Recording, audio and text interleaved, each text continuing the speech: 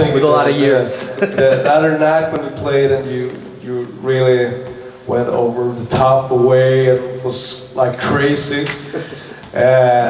Crazy in a good way, of course. I was kind of thinking that, did you ever had any influence from the jazz players like Charlie Parker or the bebop players that plays really fast too? No, I wasn't really into them.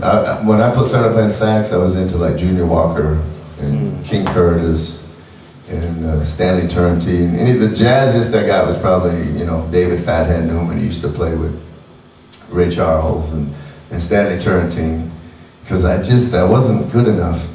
And I mean, I tried. I learned all my 2-5-1, you know, 2-5-1 minor to second progressions up and down the horn and everything, but I didn't feel it, you know. So it really didn't have an effect on my harp playing. That was just something I did, you know.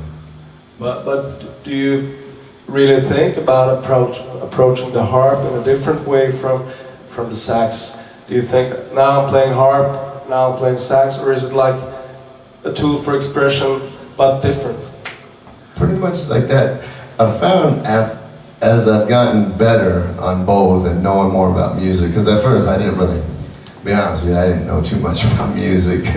I just play. I didn't think where it was going and the changes. I can't believe I got away with what I got away with, to be honest with you. One time Lee Thornburg says, "Did you know what you just did?" I said, "No." He said, "You got ears like this." I said, "Well, I hope that's a good thing."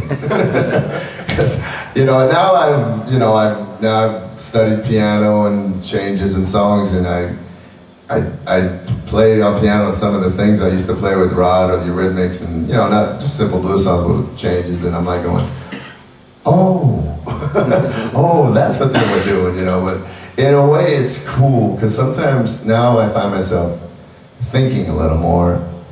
And sometimes I have to like get away from that because I'm thinking too much of what to play through the chords instead of just letting it happen.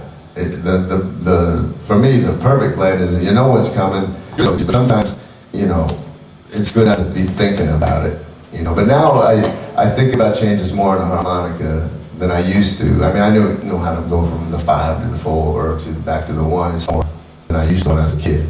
You know, I use theory a little more, which I highly recommend, because you'll be in a better position with your bandmates if you're playing the 4 on the 4, not on the 5. It's always good. Although you can say, I was going for that flat 7. That's my thing. What would you say is your greatest asset, or what is the cause of you being so successful as a sideman? Is it your great personality, without or a doubt, good my looks? looks and my personality and my humble demeanor. No, but seriously. I don't know. I can see music. Could you give them some advice or explain why you've been so successful? I wish I could. I guess, you know, I read somewhere luck.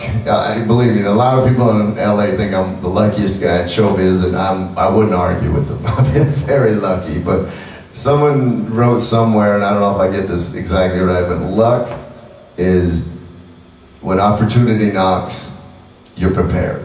So always be prepared, be practicing, even though it looks like nothing's gonna come your way. You never know, the next day they could say, hey, we need this, and if you haven't been practicing, you know, you're gonna go, oh shoot, and you're like, you know, you're trying to get your chops up and you're gonna get all sore trying to get to where you should have already been, you know. Be ready, I would say, be prepared, and if you do or get a gig with a big band or you're in a group of guys, I think you'll find, and you probably already know this, you know, you like to be in a group with guys that play really good, of course, but if the guy's an asshole, you don't want to be there with him. Or if he's always complaining, or if, you know, they're just no fun to be around when you're not playing, and when you're playing. It's that's a lot of the day, as you all know, you're not playing. You're kind of hanging out together. So it's good to be able to get along with your fellow bandmates, I would say. And I've always been a good time. Maybe too good a time.